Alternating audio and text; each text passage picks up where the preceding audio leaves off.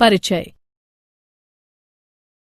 ठोस अवस्था रसायन को ठोस आबंधन भी कहते हैं।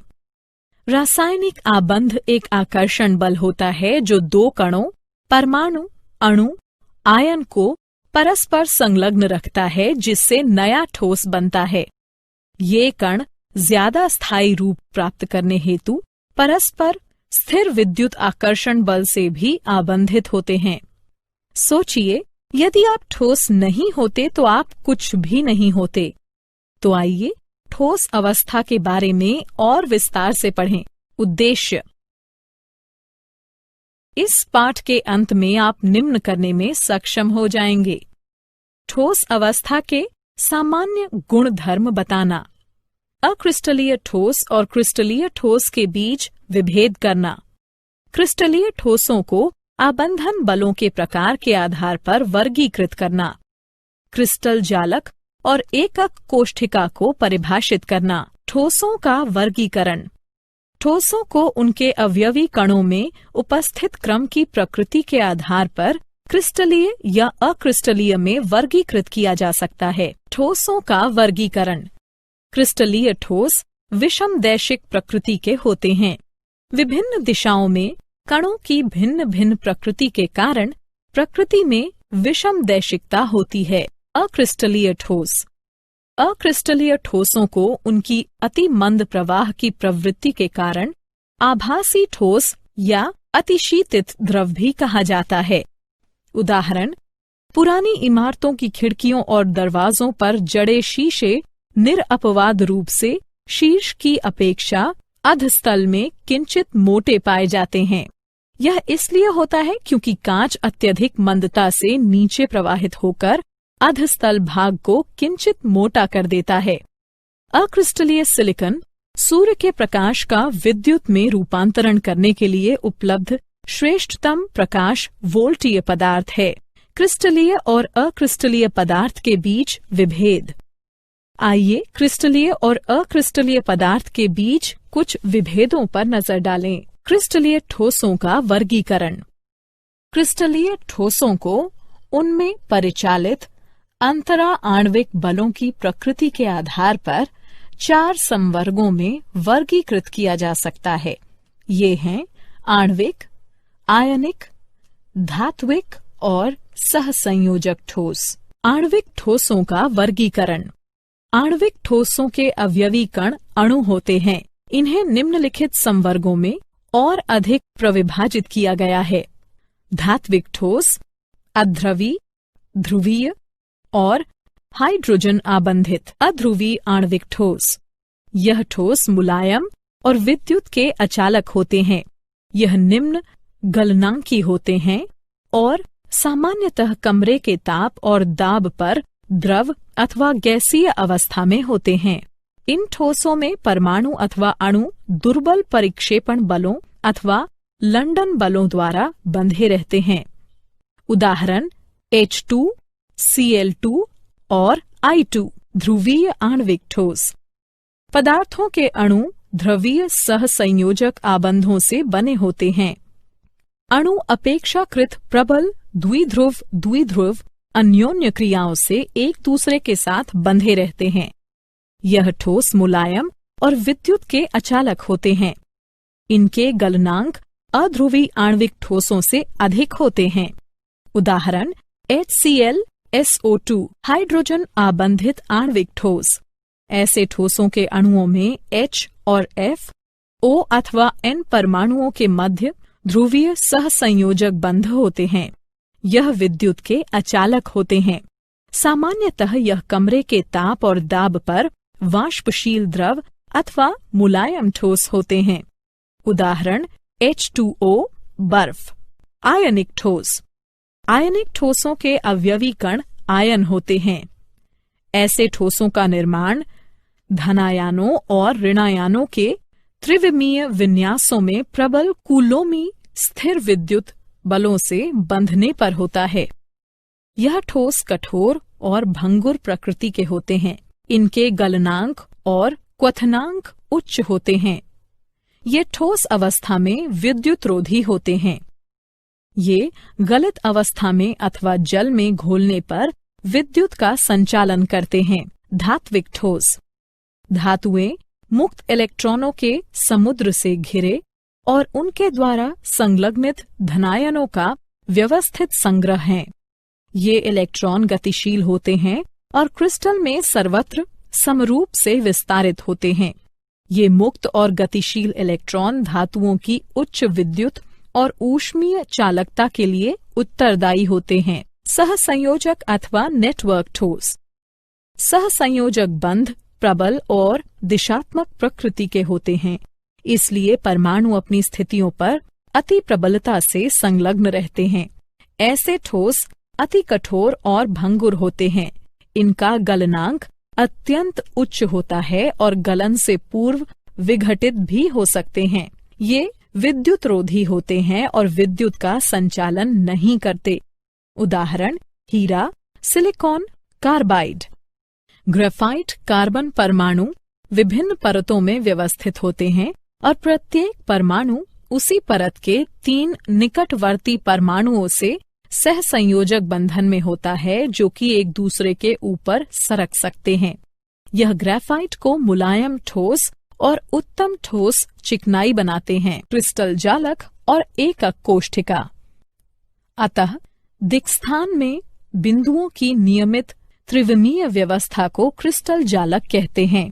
एकक कोष्ठिका क्रिस्टल जालक लघुतम है। इसे जब विभिन्न दिशाओं में पुनरावृत्त किया जाता है तो पूर्ण जालक की उत्पत्ति होती है। प्रत्येक एकक कोष्ठिका के अभिलक्षणिक गुण निम्न हैं। 1. उसके तीनों किनारों की विमाओं A, B और C के द्वारा, जो कि परस्पर लंबवत हो भी सकते हैं अथवा नहीं भी। 2. किनारों कोरों के मध्य कोण अल्फा, B और C के मध्य, बीटा A और C के मध्य और गामा A और B के मध्य के द्वारा। इस प्रकार एकक कोष्ठिका 6 पैरामीटरों A, B, C, alpha, beta और गामा द्वारा अभिलक्षणित होती है। आद्य एवं केंद्रित एकक कोष्ठिका। एकक कोष्ठिका को विस्तृत रूप से 2 संवर्गों में बांटा जा सकता है। आद्य एवं केंद्रित एकक कोष्ठिका। क. आद्य एकक कोष्ठिका। जब अवयवी कण एकक कोष्ठिका के केवल कोनों पर उपस्थित हों तो उसे आद्य एकक कोष्ठिका कहा जाता है। ख. केंद्रित एकक कोष्ठिका। जब एकक कोष्ठिका में एक अथवा अधिक अवयवी कण कोनों के अतिरिक्त अन्य स्थितियों पर भी उपस्थित होते हैं तो उसे केंद्रित एकक कोष्ठिका कहते हैं। केंद्रित एकक कोष्ठिका। केंद्रित एकक कोष्ठिकाएं 3 प्रकार की होती हैं। अंतः केंद्रित एकक कोष्ठिका। ऐसी एकक कोष्ठिका में एक अवयवी कण, परमाणु, अणु अथवा आयन कोनों में उपस्थित कणों के अतिरिक्त उसके अंतः केंद्र में होता है। फलक केंद्रित एकक कोष्ठिका। ऐसी एकक कोष्ठिका में कोनों पर उपस्थित अवयवी कणों के अतिरिक्त एक अवयवी कण प्रत्येक फलक के केंद्र पर भी होता है। अंत्य केंद्रित एकक कोष्ठिका। ऐसी एकक कोष्ठिका में कोनों पर उपस्थित अवयवी कणों के अतिरिक्त एक अवयवी कण किन्हीं 2 विपरीत फलकों के केंद्र में पाया जाता है। क्या आप जानते हैं? साथ ही धनीय जालक संरचना अधनीय संरचना की तुलना में फिसलन का ज्यादा अवसर उपलब्ध कराती है, क्योंकि उनकी समरूपता विभिन्न दिशाओं में घनिष्ठता से संबद्ध परतें उपलब्ध कराती है। फलक केंद्रित धनीय FCC एकक कोष्ठिका अंतः केंद्रित धनीय BCC एकक कोष्ठिका की तुलना में ज्यादा भार पड़ने पर टूटने से पहले ही विकृत हो जाती है। BCC जालक यद्यपि घनीय घनिष्ठता से संबद्ध नहीं होते और मजबूत धातु बनाते हैं। अल्फा आयरन और टंगस्टन BCC रूप होते हैं। FCC जालक धनीय और घनिष्ठता से संबद्ध भी होते हैं और ज्यादा भंगुर पदार्थ बनाते हैं। गामा, आयरन, चांदी, सोना और लेड में FCC संरचना होती है। अंततः HCP जालक घनिष्ठता से संबद्ध होते हैं लेकिन घनीय नहीं होते। HCP धातुएं जैसे कोबाल्ट और जिंक उतनी भंगुर नहीं होती जितनी FCC धातुएं होती हैं। सारांश। आइए हमने जो कुछ सीखा है उसे संक्षेप में दोहराएं। ठोसों का द्रव्यमान, आयतन और आकार निश्चित होता है। अक्रिस्टलीय ठोसों के अवयवी कणों की व्यवस्था केवल लघु परासी होती है, जिसके परिणाम स्वरूप ये अतिशीती द्रवों के समान व्यवहार करते हैं। क्रिस्टलीय ठोसों के अवयवी कणों की व्यवस्था दीर्घ परासी होती है। उनके अवयवी कणों के मध्य अन्योन्य क्रिया की प्रकृति के आधार पर इन्हें आणविक, आयनिक, धात्विक और सहसंयोजक ठोस नामक 4 संवर्गों में विभाजित किया जा सकता है। क्रिस्टलीय ठोसों में अवयवी कण नियमित क्रम में व्यवस्थित होते हैं, जो पूरे क्रिस्टल में विस्तारित होते हैं। परिचय। गोल्डशिम्ड ने प्रस्तावित किया है कि परमाणुओं को किसी ठोस में कठोर गोले के संकुलन के रूप में समाया जा सकता है। किसी गोलाकार वस्तु की संकुलन क्षमता का परीक्षण करने में यह समान परमाणुओं के संकुलन परीक्षण की समस्या को कम कर देता है। उदाहरणार्थ, आपने देखा होगा कि आपके आसपास की दुकानों में किस तरह से संतरे को व्यवस्थित ढंग से संकुलित कर सजाया जाता है। उद्देश्य।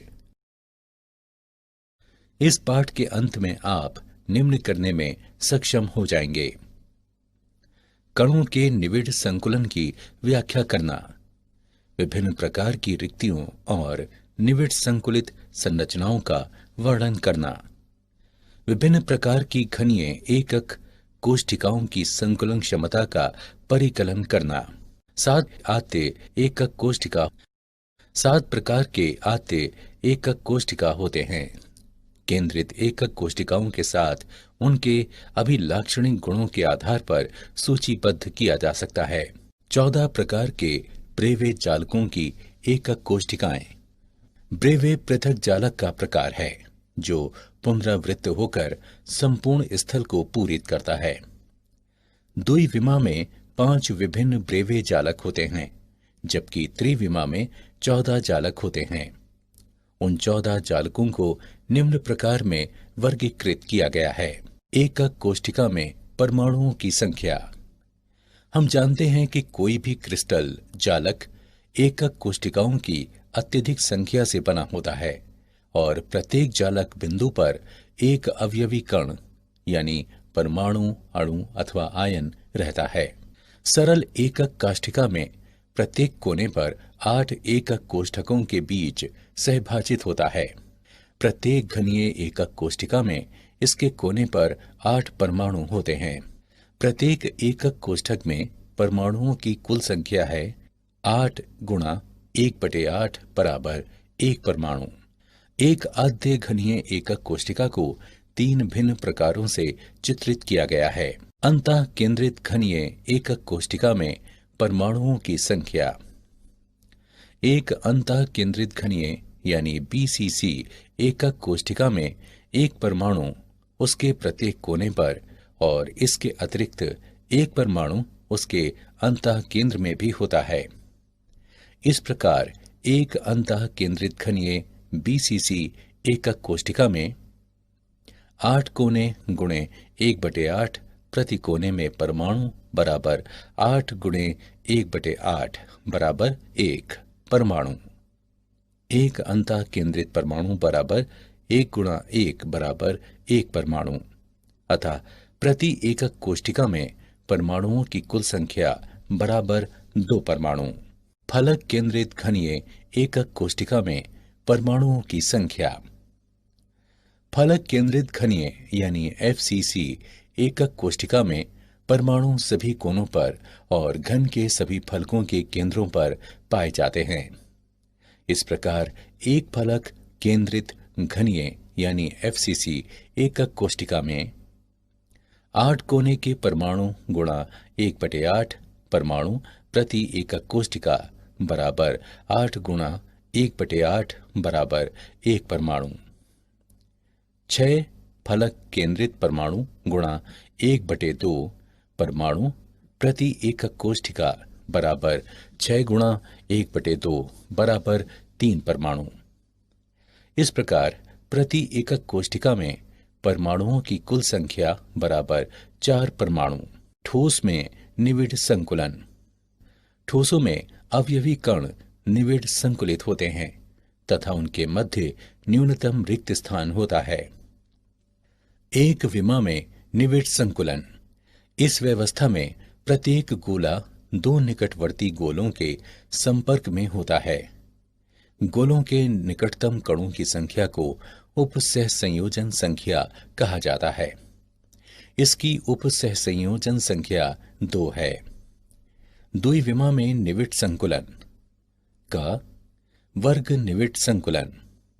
इस व्यवस्था में प्रत्येक गोला 4 निकटवर्ती गोलों के संपर्क में रहता है और एक वर्ग का निर्माण करता है। इसकी उपसह संयोजन संख्या 2 है। खा षटकोणीय निविड़ संकुलन। इस व्यवस्था में प्रत्येक गोला 4 निकटवर्ती गोलों के संपर्क में रहता है और द्विविम षटकोणीय संरचना का निर्माण करता है। इसकी उपसह संयोजन संख्या 2 है। त्रिविमा में निविड़ संकुलन। द्विविमीय परतों को एक दूसरे के ऊपर रखने से त्रिविमा में निविड़ संकुलन प्राप्त किया जा सकता है। इसके 2 प्रकार हैं। द्विविम निविड़ संकुलित परतों से त्रिविम निविड़ संकुलन। इस व्यवस्था में दोनों परतों के गोले पूर्णतया क्षैतिज तथा साथ ही ऊर्ध्वाधर रूप में सीधे होते हैं। इस प्रकार जनित होने वाला जालक सामान्य घनीय जालक और उसकी एकक कोशिका आद्य घनीय एकक कोशिका है। द्वितीय द्विविम षटकोणीय निविड़ संकुलित परतों से त्रिविम निविड़ संकुलन। परतों को एक दूसरे पर रखकर इसे जनित किया जा सकता है। का द्वितीय परत को प्रथम के ऊपर रखना। प्रथम परत की सभी त्रिकोणीय रिक्तियां द्वितीय परत के गोलों से आवृत हैं। द्वितीय परत का गोला प्रथम परत की रिक्तियों के ऊपर है अथवा विलोमता, जो समचतुष्फलकीय रिक्तियां कहलाती हैं। ऐसी रिक्तियां 6 गोलों से घिरी होती हैं और ये अष्टफलकीय रिक्तियां कहलाती हैं। इस प्रकार की एक रिक्ति को यहां दिखलाया गया है। तृतीय परत को द्वितीय परत पर रखना। चतुष्फलकीय रिक्तियों का आच्छादन। इस स्थिति में तृतीय परत के गोले प्रथम परत के गोले के साथ संरेखित होते हैं। इस प्रकार गोलों का पैटर्न एकांतर परतों में पुनरावृत्त होता है। ये संरचनाएं षटकोणीय निविड़ संकुलित यानी HCP संरचना कहलाते हैं। उदाहरण जिंक। अष्टफलकीय रिक्तियों का आच्छादन। तीसरी परत के गोले प्रथम अथवा द्वितीय किसी भी परत के साथ संरेखित नहीं होते। परतों की इस व्यवस्था को घनीय निविड़ संकुलित संरचना यानी CCP अथवा फलक केंद्रित घनीय FCC संरचना कहा जाता है। इस व्यवस्था को C प्रकार कहा जाता है। उदाहरण तांबा तथा चांदी। यौगिक सूत्र और संपूरित रिक्तियों की संख्या। जब जालक में उपस्थित अष्टफलकीय रिक्तियों की संख्या निविड़ संकुलित कणों की संख्या के बराबर होती है, जनित चतुष्फलकीय रिक्तियों की संख्या इस संख्या की दुगनी होती है। चतुष्फलकीय और अष्टफलकीय रिक्तियों का स्थान निर्धारित करना। क चतुष्फलकीय रिक्तियों का स्थान निर्धारित करना। प्रत्येक लघु घन में 4 परमाणु होते हैं। जब ये एक दूसरे से जोड़ते हैं तो एक समचतुष्फलक बनता है। इस प्रकार प्रत्येक लघु घन में एक चतुष्फलकीय रिक्ति है और कुल 8 चतुष्फलकीय रिक्तियां हैं। CCP संरचना के एक एकक कोशिका के 8 लघु घनों में से प्रत्येक में एक रिक्ति है। हम जानते हैं कि CCP संरचना में प्रति एकक कोशिका में 4 परमाणु होते हैं। इस प्रकार चतुष्फलकीय रिक्तियों की संख्या परमाणुओं की संख्या से दोगुनी होती है। ख अष्टफलकीय रिक्तियों का स्थान निर्धारित करना। 12 किनारों में से प्रत्येक के केंद्र में एक अष्टफलकीय रिक्ति है। ये 6 परमाणुओं से घिरा रहता है, जिनमें 4 उसी एकक कोशिका से और 2 निकटवर्ती एकक कोशिकाओं से संबंधित होते हैं। चूंकि घन का प्रत्येक किनारा 4 निकटवर्ती एकक कोशिकाओं के मध्य सहभाजित होता है, इसी प्रकार उस पर स्थित अष्टफलकीय रिक्ति भी सहभाजित होती है। प्रत्येक रिक्ति का केवल 1/4 भाग ही एक विशिष्ट एकक कोशिका से संबंधित होता है। संकुलन क्षमता। कणों द्वारा संपूरित कुल उपलब्ध स्थान को संकुलन क्षमता कहते हैं। सरल घनीय चालक में संकुलन क्षमता। सरल घनीय चालक में घन के कोने में परमाणुओं का स्थान होता है। कण सभी किनारों को एक दूसरे के साथ स्पर्श करते हैं। इस प्रकार किनारों की लंबाई अथवा घन की भुजा a और प्रत्येक कण की त्रिज्या r इस प्रकार से संबंधित है। a बराबर 2r।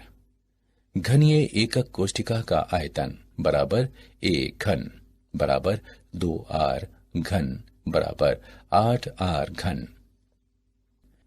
चूंकि सरल घनीय एकक कोशिका में सिर्फ एक परमाणु होता है, अध्यासित स्थान का आयतन बराबर 4/3 पाई r घन। इसलिए संकुलन क्षमता बराबर एक परमाणु का आयतन बटे घनीय एकक कोशिका का आयतन 100% बराबर 4/3 पाई r घन बटे 8r घन गुणा 100 बराबर पाई/6 गुणा 100 बराबर 52.36% बराबर 52.4%। इस प्रकार हम कह सकते हैं कि CCP और HCP संरचनाओं की महत्तम संकुलन क्षमता है। अंतः केंद्रित घनीय संरचनाओं में संकुलन क्षमता। चित्र से यह स्पष्ट है कि केंद्र का परमाणु विकर्ण पर व्यवस्थित 2 परमाणुओं को स्पर्श करेगा। त्रिभुज EFT में b वर्ग बराबर a वर्ग प्लस a वर्ग बराबर 2a वर्ग, b बराबर वर्गमूल 2a। अब त्रिभुज AFT में c वर्ग बराबर a वर्ग प्लस b वर्ग बराबर a वर्ग प्लस 2a वर्ग बराबर 3a वर्ग, c बराबर वर्गमूल 3a। काय विकर्ण c की लंबाई 4r के बराबर है, जहां r गोले का अर्धव्यास है। क्योंकि विकर्ण पर उपस्थित तीनों गोले एक दूसरे के संपर्क में हैं, अतः वर्गमूल 3a बराबर 4r, a बराबर 4r बटे वर्गमूल 3। हम ऐसे भी लिख सकते हैं r बराबर वर्गमूल 3/4a। इस प्रकार की संरचना में परमाणुओं की कुल संख्या 2 और उनका आयतन 2 गुणा 4/3 पाई r घन है। घन का आयतन a घन 4/वर्गमूल 3 r घन के बराबर होगा, या a घन बराबर 4/वर्गमूल 3 r घन के। अतः संकुलन क्षमता बराबर कोशिका में 4 गोलों द्वारा अध्यासित आयतन गुणा 100% बटे एकक कोशिका का कुल आयतन। 2 गुणा 4/3 पाई r घन गुणा 100% बटे 4 बटे वर्गमूल 3r घन, जो कि बराबर है 8/3 पाई r घन गुणा 100% बटे 64/3 वर्गमूल 3r घन के बराबर होगा 68% के। HCP और CCP संरचनाओं में निविड क्षमता। दोनों प्रकार के निविड संकुलनों HCP और CCP की क्षमताएं बराबर होती हैं। हम CCP संरचना में निविड क्षमता की गणना करते हैं। चित्र में यदि एकक कोशिका के कोर या किनारे की लंबाई a हो तथा फलक विकर्ण AC बराबर b हो, तो त्रिभुज ABC में AC वर्ग बराबर AB वर्ग प्लस BC वर्ग बराबर B वर्ग बराबर A वर्ग प्लस A वर्ग बराबर B वर्ग बराबर 2A वर्ग, या B बराबर वर्गमूल 2A। यदि R गोले की त्रिज्या है तो हम पाते हैं B बराबर 4r बराबर वर्गमूल 2a या a बराबर 4r बटे वर्गमूल 2 बराबर 2 वर्गमूल 2r। हम जानते हैं कि सीसीपी संरचना में प्रभावी रूप से प्रति एकक कोष्ठिका में 4 गोले होते हैं। 4 गोलों का कुल आयतन 4 गुणा 4/3 पाई r घन के बराबर होता है और घन का आयतन a घन या 2 वर्गमूल 2r घन है। अतः निविड क्षमता बराबर कोष्ठिका में 4 गोलों द्वारा अध्यासित आयतन बटे एकक कोष्ठिका का कुल आयतन गुणा 100%, जो बराबर है 2 गुणा 4/3 पाई r घन गुणा 100% बटे 2 बटे वर्गमूल 2r घन के, जो कि बराबर है 74% के। क्या आप जानते हैं अष्टफलक और चतुष्फलक रिक्तिकाओं की त्रिज्याएं निविड संकुलित व्यवस्था में अष्टफलकीय अथवा चतुष्फलकीय रिक्ति का आकार आयन पर निर्भर करता है जो निविड संकुलन में रहता है। निम्न सारणी उपसह संयोजन संख्या के साथ परमाणु की त्रिज्याओं में परिवर्तन को निम्न प्रदर्शित करती है। परमाणु की त्रिज्याओं की तुलना के लिए इसे व्यवस्थित किया गया है। उपर्युक्त कारकों में उपसह संयोजन संख्या 12 का उपयोग किया गया है, यहाँ तक कि उनके प्रारूपिकीय क्रिस्टल संरचना की उपसह संयोजन संख्या कम हो रही है। ये त्रिज्याएं गोल्ड शिम्ड त्रिज्या के रूप में जानी जाती हैं।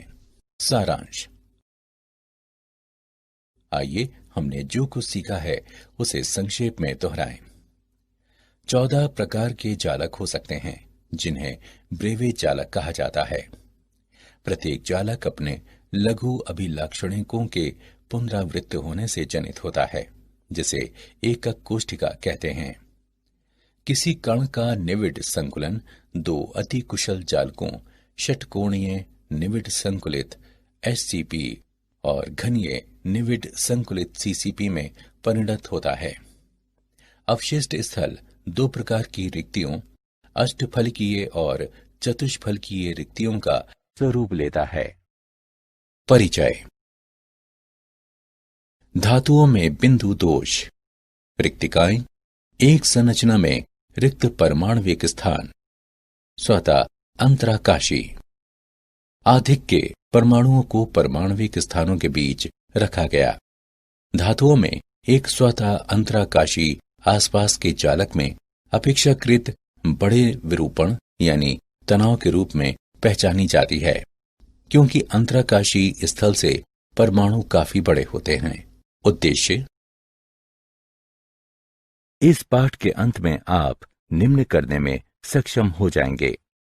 किसी पदार्थ के घनत्व का इसके एकक कोष्ठिका गुणों के साथ सहसंबंध करना।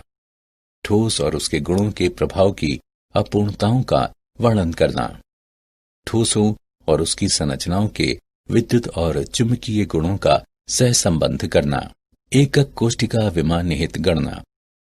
मान लीजिए किसी घनीय क्रिस्टल के एक्स किरण द्वारा निर्धारित एकक कोष्ठिका के किनारे की लंबाई a, उस ठोस पदार्थ का घनत्व d और मोलर द्रव्यमान m है। घनीय क्रिस्टल के संबंध में एक एकक कोष्ठिका का आयतन बराबर a घन। एकक कोष्ठिका का द्रव्यमान बराबर एकक कोष्ठिका में परमाणुओं की संख्या गुणे प्रति परमाणु का द्रव्यमान बराबर z गुणा m।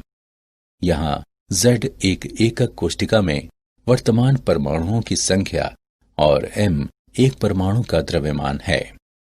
एकक कोष्ठिका में वर्तमान एक परमाणु की संख्या m बराबर m/Na m मोल द्रव्यमान है। अतः एकक कोष्ठिका का घनत्व बराबर एकक कोष्ठिका का द्रव्यमान बटे एकक कोष्ठिका का आयतन बराबर Zm बटे a घन बराबर Zm बटे a घन Na या D बराबर Zm बटे a घन Na। ठोस में अपूर्णताएं। किसी क्रिस्टलीय ठोस में परमाणुओं की नियमित ज्यामितीय व्यवस्था में अपूर्णताएं पाई जाती हैं। ये अपूर्णताएं ठोस के विरूपण, उच्च तापमान पर त्वरित शीतलन या आसान्य ठोस की उच्च ऊर्जा विकिरण यानी एक्सरे या न्यूट्रॉन के परिणाम हैं। एकल बिंदु पर रेखाओं के साथ या ठोस के संपूर्ण सतह पर चिन्हित होने वाले ये दोष इसके यांत्रिक, विद्युत और प्रकाशिकीय व्यवहार को प्रभावित करते हैं। बिंदु दोष के प्रकार। एक क्रिस्टलीय पदार्थ में एक बिंदु अथवा एक परमाणु के चारों ओर की आदर्श व्यवस्था में अनियमितताएं अथवा विचलन बिंदु दोष होते हैं, जबकि जालक बिंदुओं की पूर्ण पंक्तियों की आदर्श व्यवस्था में अनियमितताएं अथवा विचलन रेखीय दोष होते हैं। इन अनियमितताओं को क्रिस्टल दोष कहते हैं। बिंदु दोष को 3 प्रकारों में वर्गीकृत कर सकते हैं: स्टाइकियोमेट्री दोष, अशुद्धता दोष और नॉन स्टाइकियोमेट्री दोष। स्टाइकियोमेट्री दोष ये वे बिंदु दोष हैं जो ठोस की स्टाइकियोमेट्री को विक्षुब्ध नहीं करते। इन्हें आंतर अथवा ऊष्मागतिकी दोष भी कहा जाता है।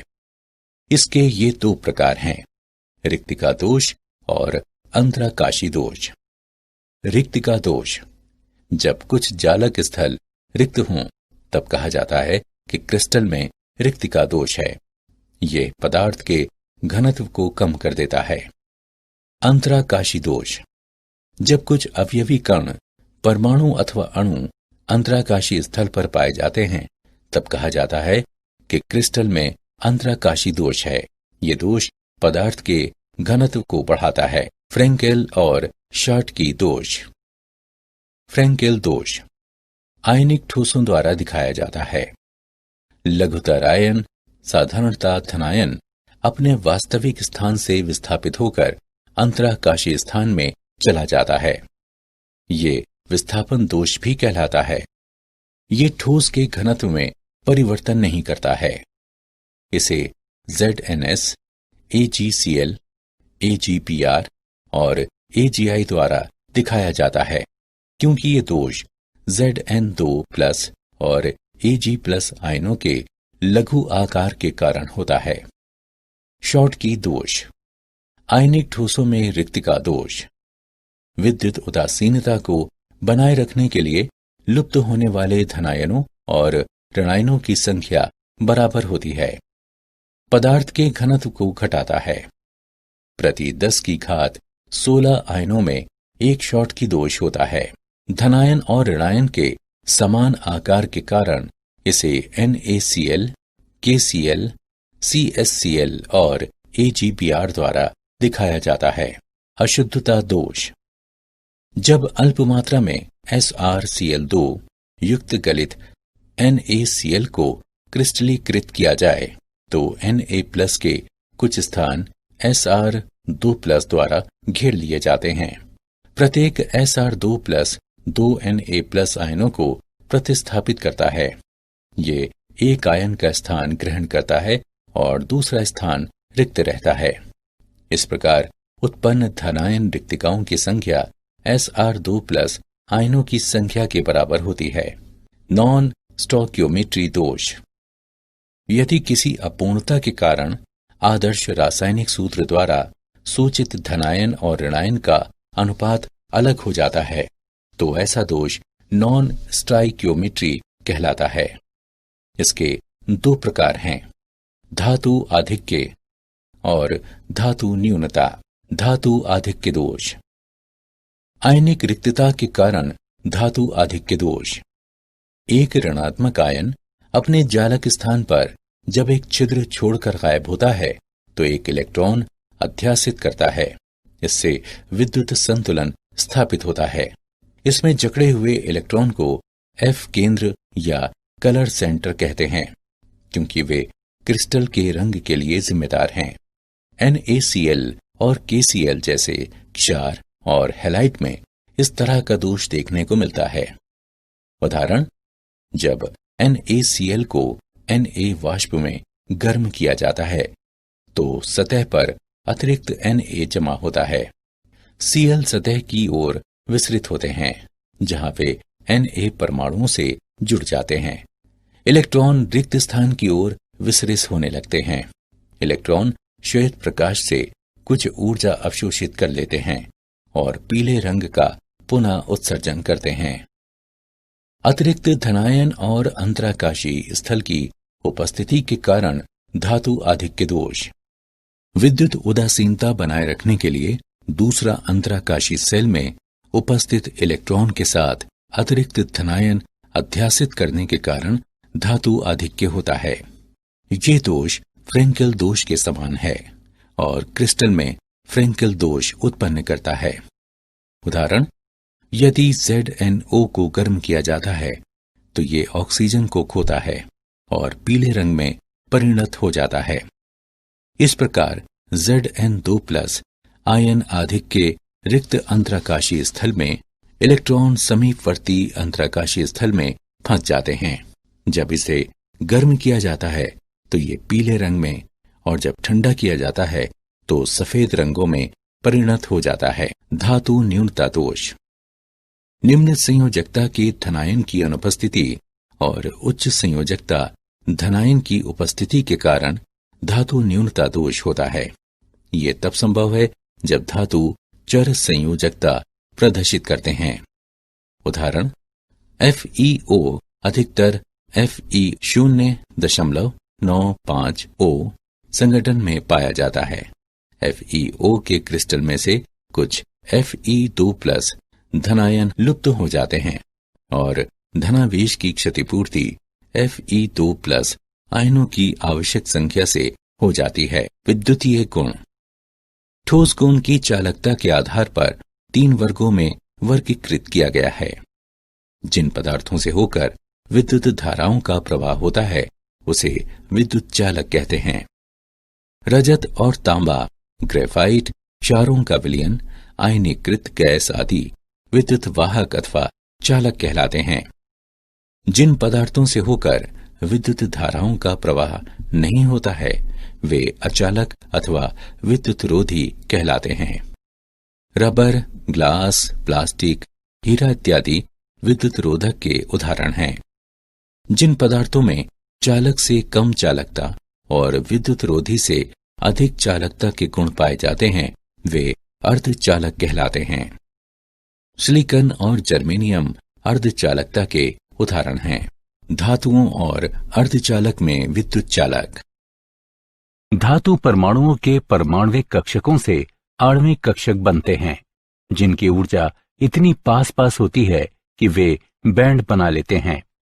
यदि यह बैंड आंशिक रूप से भरा हो अथवा यह एक उच्च ऊर्जा वाले रिक्त चालकता बैंड के साथ अति व्यापन करता हो तो विद्युत क्षेत्र में इलेक्ट्रॉन आसानी से प्रवाहित हो सकते हैं, जिससे धातु चालकता दर्शाती है।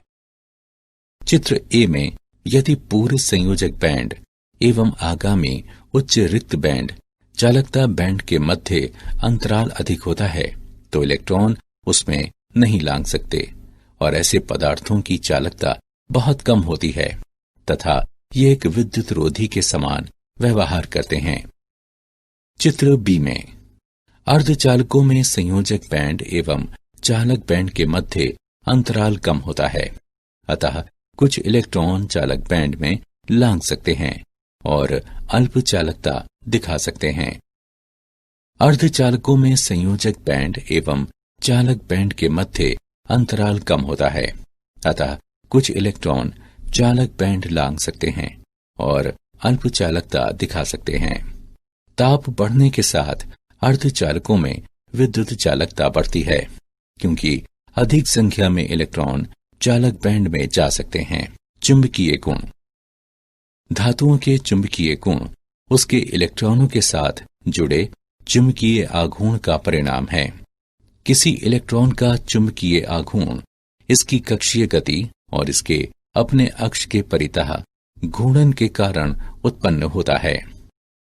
लघु चुंबकीय क्षेत्र जनित करने के लिए चल इलेक्ट्रॉन को लघु विद्युत धारा फांस के रूप में समझा जा सकता है, जिसमें घूर्णन अक्ष के साथ इलेक्ट्रॉन घूर्णन के कारण अक्ष के साथ चुंबकीय आघूर्ण है।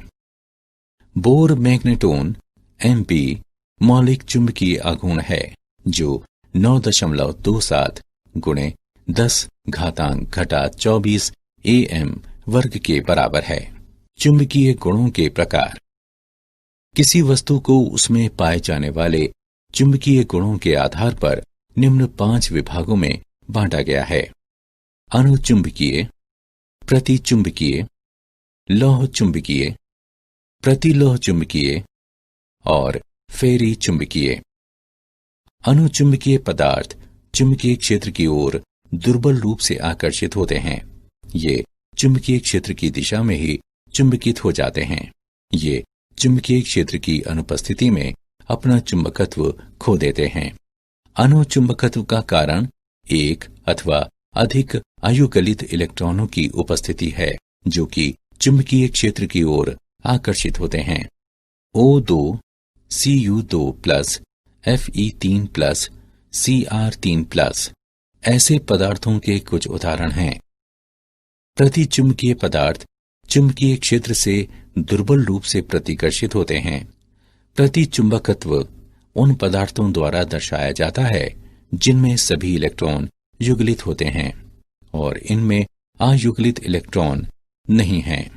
इलेक्ट्रॉनों का युगलित होना उनके चुंबकीय आघूर्ण को आपस में निरस्त कर देता है और वे चुंबकीय गुण नहीं दर्शाते। H2O, NaCl और C6H6 ऐसे पदार्थों के कुछ उदाहरण हैं। प्रतिलौह चुंबकत्व में डोमेन संरचना लोह चुंबकीय पदार्थ के सदृश होती है, परंतु उनके डोमेन एक दूसरे के विपरीत अभिविन्यासित होते हैं तथा एक दूसरे के चुंबकीय आघूर्ण को निरस्त कर देते हैं। MnO के तरह के पदार्थ में प्रतिलौह चुंबकत्व के गुण होते हैं। फेरी चुंबकत्व तब देखा जाता है जब पदार्थ में डोमेनों के चुंबकीय आघूर्णों का संरेखण समानांतर एवं प्रति समानांतर दिशाओं में असमान होता है। ये लौह चुंबकत्व की तुलना में चुंबकीय क्षेत्र द्वारा दुर्बल रूप से आकर्षित होते हैं। Fe3O4 मैग्नेटाइट और फेराइट्स जैसे MgFe2O4 और ZnFe2O4 ऐसे पदार्थों के उदाहरण हैं। क्या आप जानते हैं, प्रकृति में आयतन दोष त्रिविमीय है। आमतौर पर इन दोषों की पहचान कास्टिंग और फार्मिंग इत्यादि के प्रसंस्करण और निर्माण कार्यों में होती है। उदाहरण के लिए पोर्स, दरारें, फॉरेन कण। ये दोष तनाव बढ़ाने के रूप में काम करते हैं। इस प्रकार मूल ठोस के यांत्रिक गुणों के लिए हानिकारक हैं। कुछ मामलों में बाहरी कणों को ठोस प्रकीर्णन को और सुदृढ़ बनाने के लिए जोड़ा जाता है। जोड़े गए कण स्थान भ्रंश की गति में अड़चन पैदा करते हैं, जिसे कणों से काटना होता है या हटाना होता है, जिससे इसकी शक्ति बढ़ती है। सारांश। आइए हमने जो कुछ सीखा है उसे संक्षेप में दोहराएं। ठोसों में विभिन्न प्रकार की अपूर्णताएं या दोष पाए जाते हैं। बिंदु दोष 3 प्रकार के होते हैं: स्टोइकियोमेट्री दोष, अशुद्धता दोष और नॉन स्टोइकियोमेट्री दोष। रिक्तिका दोष और अंतराकाशी दोष 2 आधारभूत स्टोइकियोमेट्री बिंदु दोष के प्रकार हैं। आयनीय ठोस में इन दोषों को फ्रैंकेल और शॉर्टकी दोषों के रूप में प्रस्तुत किया जाता है। ठोसों में निम्न प्रकार के चुंबकीय गुण पाए जाते हैं: अणुचुंबकीय, प्रतिचुंबकीय, लौह चुंबकीय, प्रतिलौह चुंबकीय और फेरी चुंबकीय।